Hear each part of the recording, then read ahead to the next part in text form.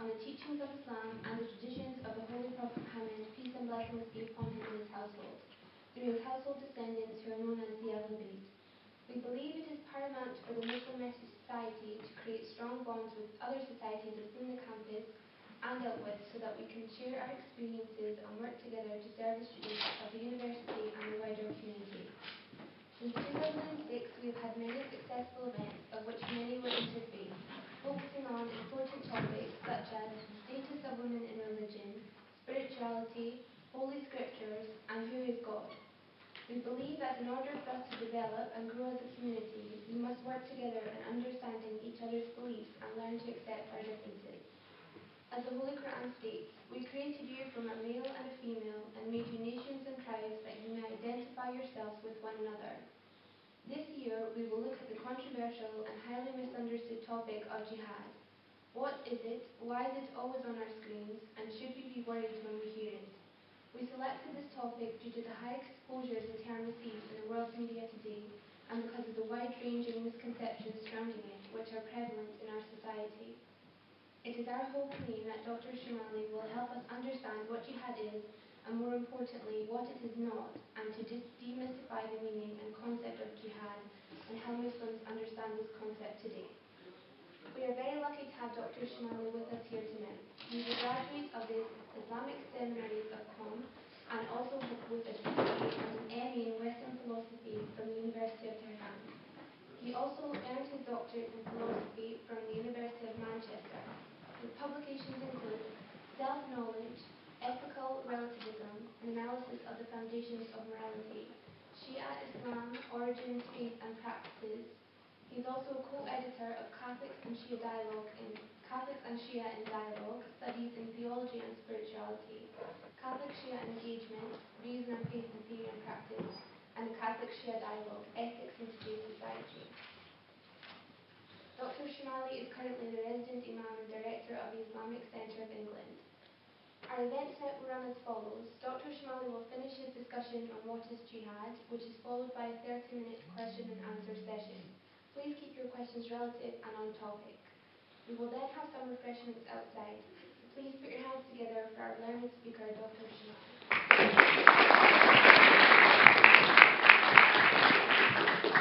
Thank you.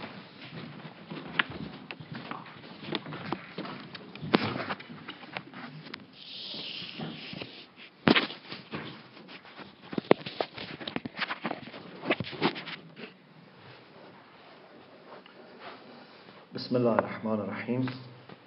Peace be with you. Assalamu alaikum.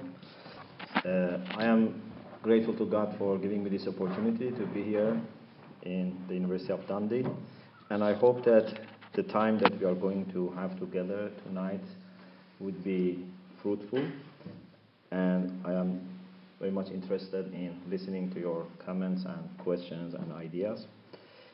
What I thought might be a good plan is to give you a general picture of what is Islam about, and then we will try to focus on jihad as one part of Islamic teachings, because we have to know that we are dealing with a religion with different types of teachings, and jihad is only one side of this religion and can be understood properly if we put it in that general framework.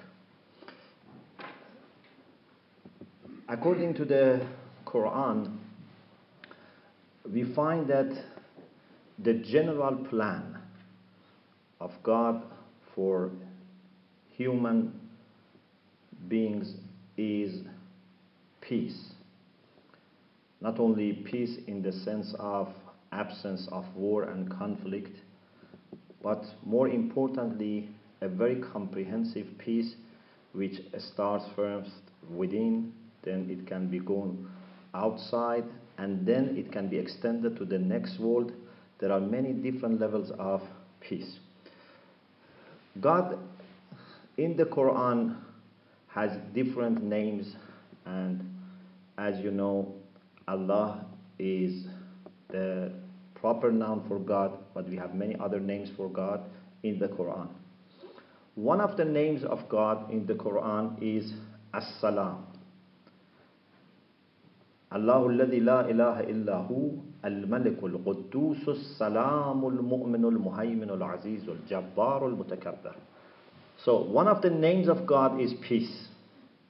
We don't have any name of God which is war or jihad, but we have the name of God which is peace. And we have also name of God as Mu'min, As-Salam al-Mu'min, which here means the one who gives security. Amn means security. So God is calling himself peace and also giver of security. We also read in the Quran that God the Almighty invites us to heaven, which is called Darus Salam. Wallahu yad'u ila Darus Salam, the abode of peace. So heaven is a place that you can have perfect peace. Because in this world, as I will explain, we may face situations in which temporarily we may need to defend ourselves so that we can establish peace. But in heaven, there is no need for even this temporary resort to force. Therefore, that's perfect peace. From every aspect is peace. One of the things that we find in the Quran is that in addition to heaven being called Darus Salam, or the abode of peace, we have this idea that when the believers enter heaven, they are offered greetings of peace in different levels. For example, right at the time of entering heaven, the angels would tell them, peace be with you. Inside heaven, they will be also greeted by angels, greetings of peace. And something very important, God says in Surah Yasin, Salamun qawlan min Rabbin Rahim. They would also hear, peace be with you, as a speech, as a word from God who is merciful. The Quran also tells us that in the whole year, there is one night which is very special. Those of you who are Muslims or familiar with Islamic culture, you know that in the months of Ramadan, we have the night of Qadr, the night of measure, or the night of dhikri, or the night of power. It's translated in different ways. That is the night that Muslims try not to sleep, to keep that night awake, because it's very special and blessed night. That is the night in which the Quran was revealed to the Prophet as a whole, in addition to the gradual revelation of the Quran. That is the night in which our affairs are decided for the next 12 months. So it's like when the parliament is passing the budget law.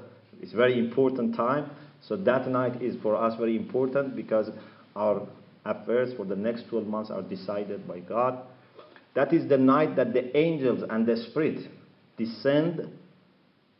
تَنَزَّلُ الْمَلَائِكَةُ وَالْرُوحُ فِيهَا بِإِذْنِ رَبِّهِمْ. It's a very important night.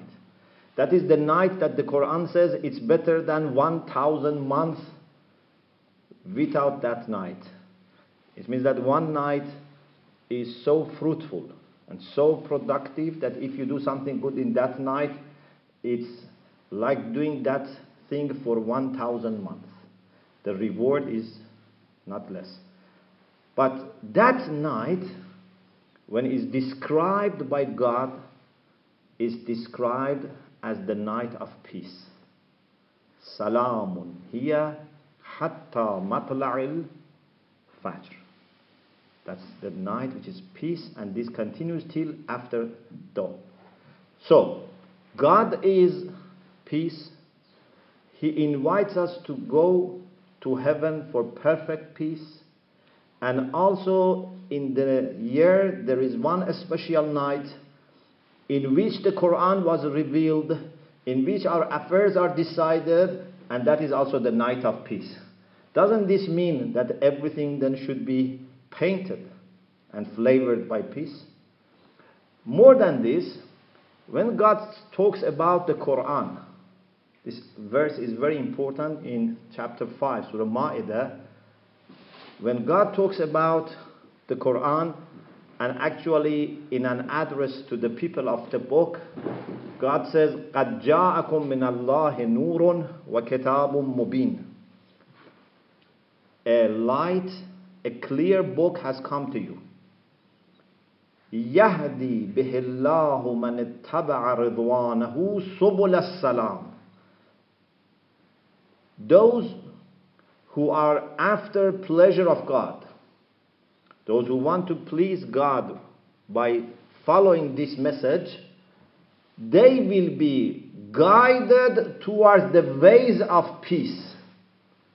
يَهْدِي بِهِ اللَّهُ مَنِ اتَّبَعَ رِضْوَانَهُ سُبُلَ السَّلَامِ. This is very important. If we had only this verse in the Quran, it was enough to make it clear for us that the mission that this book has undertaken is to establish peace. God shows different ways of peace, and I will explain why it's used in plural form. يَهْدِي بِهِ اللَّهُ مَنِ اتَّبَعَ رِضْوَانَهُ سُبُلَ السَّلَامِ وَيُخْرِجُهُم مِّنَ الظُّلُمَاتِ إِلَى النُّورِ وَيَهْدِيهِمْ إِلَى صِرَاطٍ مُسْتَقِيمٍ. God will take people with the guidance that He has provided in this book from darkness to light and guides them to the right path. Those of you who are familiar with the Quran, you know that in the Quran we have right path, which is Sirat al-Mustaqim, and this is never used in plural form. The right path is the path of obedience to God, and this is one path. For example, in Surah Yasin, God says, أَلَمْ أَعْهَدْ إِلَيْكُمْ يَا بَنِي آدَمَ أَنْ لَا تَعْبُدُوا الشَّيْطَانَ إِنَّهُ لَكُمْ عَدُوٌّ مُبِينٌ وَأَنِ اعْبُدُونِي هَذَا صِرَاطٌ مُسْتَقِيمٌ. The right path is not to obey Satan, rather to follow God. This is the right path. It's only used in singular form. But at the same time we have Subul as-Salam, the ways of peace. So what is the difference? The right path is the path of piety, the path of obedience to God, the path of refusing to be an agent for Satan. But under this general direction, we have different avenues of life. For example, if I want to be a pious, obedient person, what should I do with respect to my family? What should I do with respect to my studies, with respect to my neighbors, with respect to my society? If I am a shopkeeper, what should I do with respect to my clients, with my suppliers? What should I do with respect to animals, with respect to environment? So we have different sections, different sectors of our general life which is to be dedicated to God. For every area, every field of life, we are in need of guidance. The Quran shows us how to obey God, how to please God in all these different areas. But interestingly, when the Quran wants to give a general name to all these different ways, he says, Subul as-Salam, ways of peace. So, any misunderstanding or misreading or misinterpretation of the Quran that would present the Quran as a book which is the book of conflict and tension and disorder and disturbance is totally wrong. It's totally outside the framework that Quran is setting up for itself. Anything that Quran is trying to do is to establish peace in every aspect. When it comes to family life, we need peace. When it comes to personal life, we need peace in our heart and mind and soul. When it comes to neighborhood, citizenship, everything should be done in the way that we would have peace. So, this is the general framework of the Quran, and I have many other aspects of this beautiful Quranic concept of peace. But because I want to go to the issue of jihad, I just wanted to start with this little introduction so that you know that this is the framework in which we are talking. Now let's go to the concept of jihad. Jihad literally means to struggle, to make efforts. In Arabic, juhd means to do your best to do something. There are many cases in the Quran that jihad has been used in its literal sense. Actually, there are many cases that jihad has been used for the spiritual jihad, as I'm going to explain. But literally, in all these cases, it comes from the root of juhd, which means to do your utmost, to struggle. The whole idea here is that we as Muslims, as believers in God, we have to always be active. Jihad is opposite to indifference.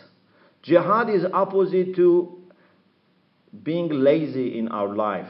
Jihad is opposite to be a person who doesn't feel responsible and lets things happen and just be watching them. The meaning of jihad means you do your best to bring improvements to conditions of life, whether it be for yourself or for other people. Therefore, a farmer who works hard on his farm, he is also a mujahid. He's a person who is doing jihad. A teacher who works hard in educating ignorant people or educating the students is also a person who is doing jihad. A person who works hard to earn some money and spend on himself and his family so that he is not a burden on the society is also considered as a person who is doing jihad. As we have in hadith, al-qaddu ala ayalih kal-mujahid fi sabilillah. The one who is working hard hours and hours so that he can gain enough to spend on his family and himself so that he has a respectful life. He is not a burden on the society. He is a mujahid. The one who is helping people who have no pure water to have water, this is also jihad. So jihad is very general and comprehensive concept, and as I said, it comes from a very important conviction that every one of us, as long as we are alive, as long as we have opportunity, we should try to bring more good to this world. We should try to improve the condition of life in this world, because God says in the Quran that He is the one who has created you on the earth and has asked you to improve it. هو الذي أنشأكم في الأرض واستعمركم فيها. God expects us to improve the condition of life on the earth. So every generation and every individual, they should try to leave this world in a situation better than they received. Of course, unfortunately, sometimes we do the opposite. Especially, I think our generation has not been very careful about the way we have treated this world, this planet. But Islamically, God wants us to improve, to develop, and to live this world in a better way. There are beautiful sayings of the Prophet and the household of the Prophet, for example, about the need for planting trees. Even there is a hadith which is very interesting, and once I was talking about this hadith in a conference in London, and a rabbi told me that they have this also in their rabbinic stories, that our hadith says that if you have a sapling and you want to plant that sapling, but the day of resurrection is starting. So imagine you have only few seconds left from the life of this world. The narration says that you should plant it and then stand up for the resurrection. It shows how important it is to be doing even one little extra good to this world, one extra tree to plant, one extra person to educate, one extra person to feed. So this is the framework of jihad. Then among different types of jihad, whether it's jihad by, as I said, it can be by pen, it can be jihad by medicine, whatever, we have also militant jihad. It means that there can be cases in which you need to use force in order to improve the condition of life. You are not using force, you are not using, for example, weapon in order to make yourself richer or to expand your territory or, for example, to occupy and invade other people's land. But you may need to use weapon to defend yourself. Even it can be a personal case. For example, in Islamic hadith, it is said that if a person is attacked, his house is attacked, and to defend himself and his family, he has to get involved in fighting. For example, there are thieves, there are robbers who have come to your house and they want to kill you and your children. So, if you get killed in this process of defending your family and your honor, then you are considered as a mujahid, and if you are killed, you are considered as a martyr. This is a personal case. This is not something large scale, but even to this extent, it's important that you protect your family, you protect your honor, and do not let people who have satanic ideas to prevail. But a larger scenario of jihad is when a nation, a large group of people are denied of their rights. Especially the Quran mentions, for example, the people who have been oppressed, their rights have been denied, their land has been occupied by other people, and they are asked to leave their houses, their hometown, just because they don't have the same idea as those people. For example, the pagans, they don't want them to be a believer in God. They take their money, they take their land, they send them into exile, and those who don't go to exile, they'll be tortured or killed. Here the Quran says that God gives permission to defend yourself. For example, one verse which was actually the first verse which gave permission to Muslims to defend themselves. Those of you who are familiar with revelation of the Quran, you know that at the beginning, Muslims even didn't have permission to defend themselves. Not only they were not aggressive, they were not even defending themselves till this verse was revealed in Medina.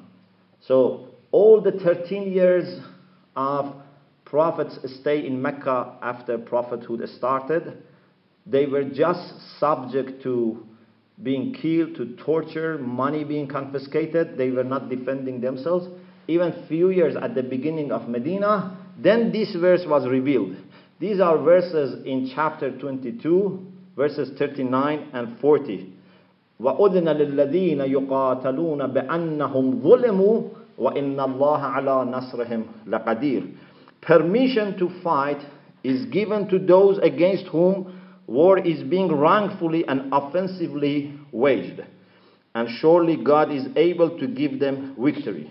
Those who have been expelled from their homes unjustly, only because they said, our Lord is God. So, the first revelation that gave permission to Muslims to defend themselves was this verse in chapter 22. And as you see, the context is very clear. This is just a permission to defend, to fight back, and be able to at least secure a little bit of freedom for themselves so they can exercise their faith to some degree. Also in chapter 4, verse 75, God says, "And why do you not fight for the sake of God and the utterly oppressed men, women, and children? ما لكم لا تقاتلون في سبيل الله والمستضعفين من الرجال والنساء والولدان." Why you are not fighting to defend the oppressed men, women, and children who have no helper, and the oppressors are annoying them, hurting them? You should have to defend them. They say, "O Lord, rescue us from this town whose people are oppressors, and raise for us from you one who will protect, and raise for us from you one who will help." So, this is the type of jihad that a nation, a group of people are being denied of their basic rights, and therefore they have to defend themselves, or if you can help them, you go and defend them. Now the question is, what rules and regulations apply even in these cases? You don't attack any group of innocent people. You don't, have permission to go and say, okay, because we are powerful, because we are strong, we want to take anyone's, land or property. No. It's only a matter of defense, but even this defense is very well regulated. For example, if you study the instructions given by the Prophet Muhammad sallallahu alaihi wasallam, you find that he was very clear, and normally what he used to do was before people leave Medina, he was giving them these instructions if he was not going to join them, and if he was with them before the battle started, that they should not attack children, women, elderly people. They should not destroy gardens, trees, farms, because in those days, and unfortunately even today, these were some of the common practices sometimes, that when they were attacking, then they were trying to make maximum loss in the other party. But the Prophet was very clear, you cannot fight the people who do not fight. You are only supposed to defend yourselves, and that is by fighting back their warriors, their soldiers, not elderly people, not women, not children, not to kill their animals, not to destroy their farms, and not to poison their water. And also, the Prophet was always trying to emphasize that all these practices have to be done only with pure intention. This is something very difficult, because unfortunately when some people get angry, and especially if, for example, they have been mistreated in the past, there is a chance that they may become themselves oppressors. Sometimes oppressed people, when they get power, they become oppressors. This is very sad story that repeats a lot in history. For example, people who go for revenge, then they may do things which are not justified. The Prophet was very much asking Muslims to be very careful about their intention. Nothing worldly, whether it is money or love for booty or power, should be involved. Only we want to have everything in the way that is pure, is only for defense, and in the way that can be pleasing to God. For example, there is a very famous hadith from the Prophet that the Prophet said that for every person, what he intends is registered. If someone goes to war because he wants to get something worldly, ila dunya yusibuha, or for example wants to get something like a slave or a maid, the Prophet said this is not true, this is not correct, this is not for the sake of God. There was a battle that one person was killed in that battle, and some people called him martyr, shaheed. Martyr is very important title, as we have also in other religions, like for example in Christianity, martyrs. We respect martyrs, but the Prophet said he is not a martyr because he was not killed for the sake of defending the rights of people for the sake of God. He went to take a donkey which belonged to the army of the enemies, and in this process of taking that donkey he was killed. So he is Shahidul Hamar. He was known as the martyr, but for the sake of donkey, not martyr for the sake of God. So the Prophet, even in the middle of battle, he was very careful about this issue. Once a group of Muslims who had just won a battle were going back to Medina. The Prophet ﷺ told them, "Marhaban biqawmin qadabu al-jihad al-asqar wa baqiya alayhim al-jihad al-akbar." Well done to the people who have just accomplished a minor jihad, a minor struggle, and there is greater struggle upon them. These people were surprised. We were in battle. We were likely to be killed or to be injured. What can be greater than this? They thought that they have done great job. They were not expecting Rasulullah, Prophet, telling them that there is something greater. So they asked the Prophet, what is the greater jihad? What is the greater struggle? And the Prophet said, the greater struggle is to fight against your own ego. This is more important. Because if ego is there, if the intention is not pure, if we are still selfish, then we may use the name of God, the name of religion, the name of jihad, just as an excuse to do our own satanic things. We say, we are doing jihad, we are, doing this for the sake of God. But ego does not let that to be pure. We have to first make sure that we have got rid of anything selfish, anything worldly, anything egoistic in our heart and mind, which is not very easy. And then we can think that maybe we are doing something good. Otherwise, there is always great chance that either from the beginning or in the middle, something impure can get mixed, and then you think that you are doing something good, but you may do something bad.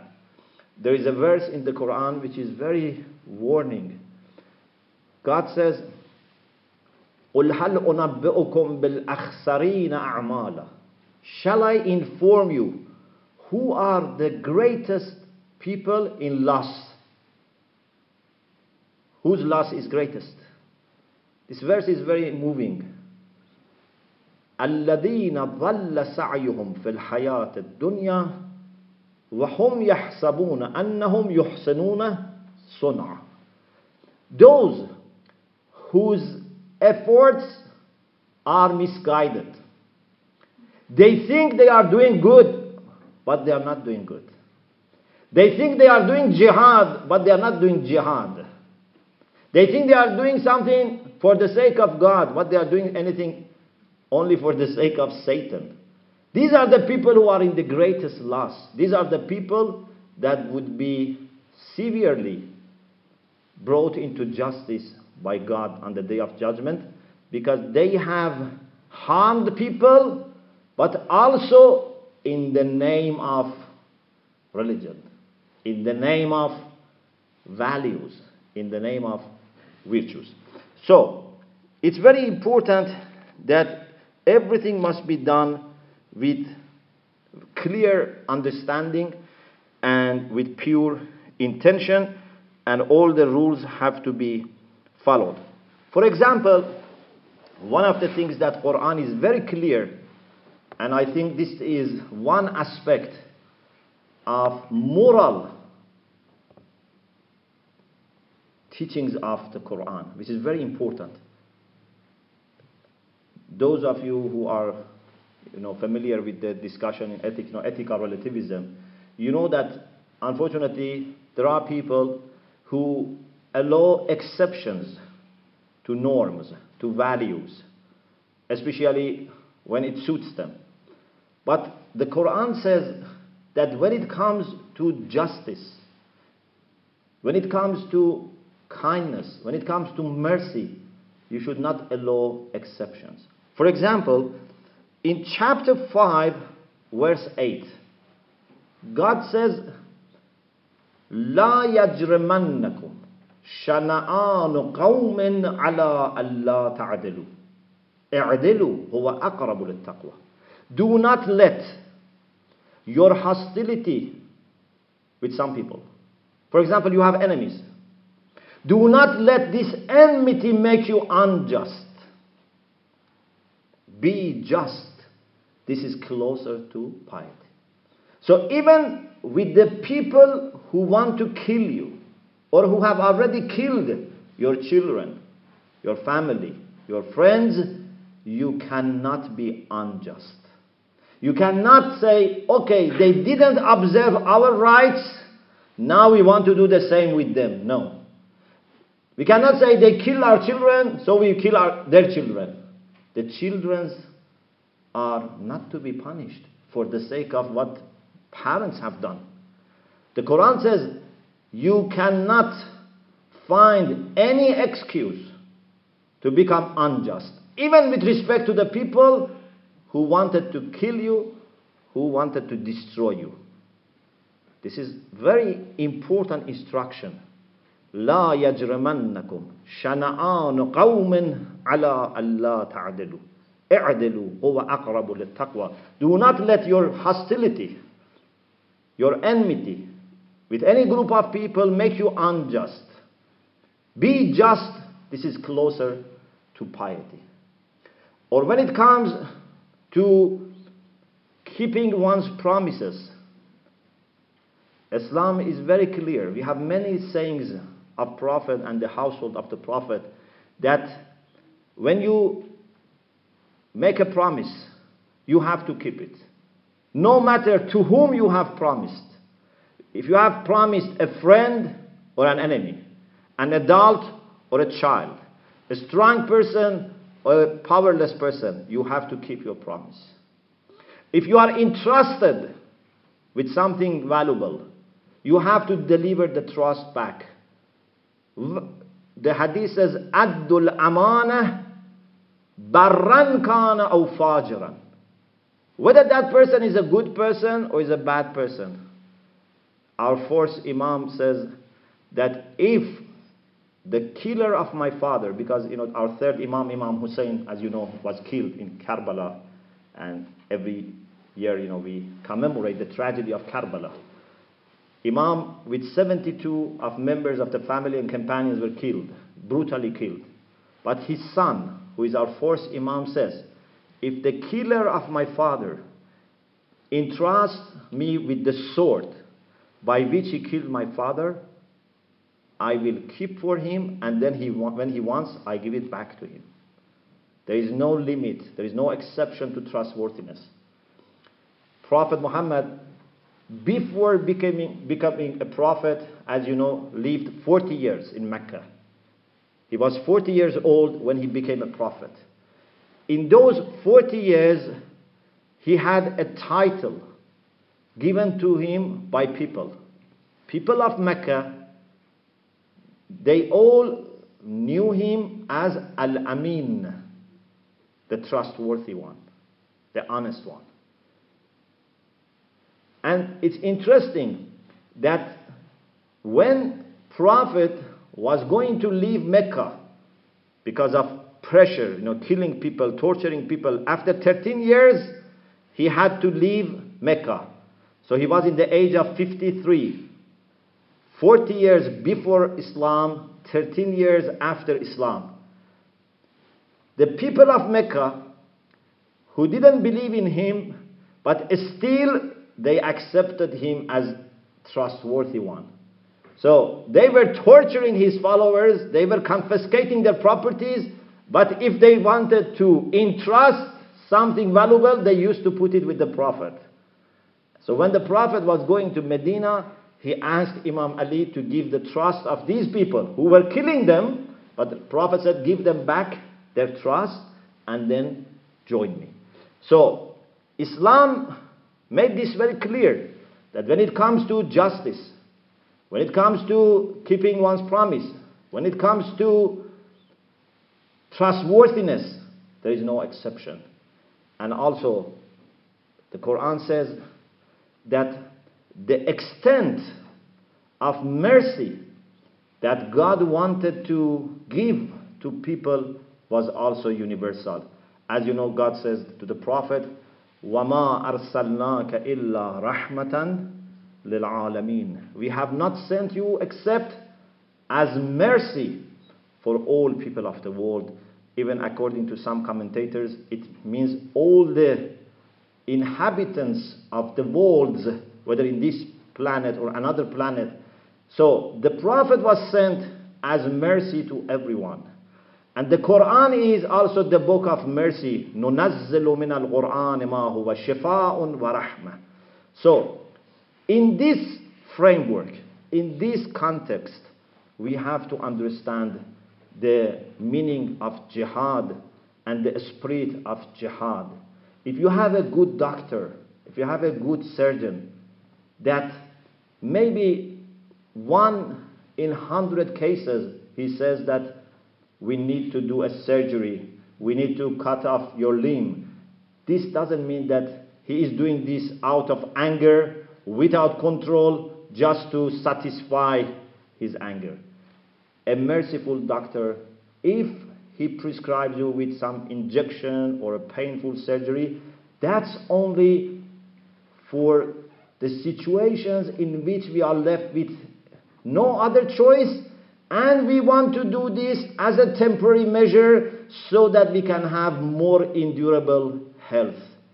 Jihad is only to help us go back to a situation in which we can have endurable peace, because peace is the general pattern and jihad is just like a surgery that helps us to be able to maintain that endurable peace.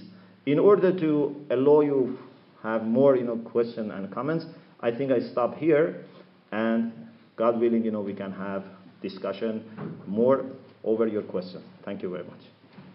Thank you.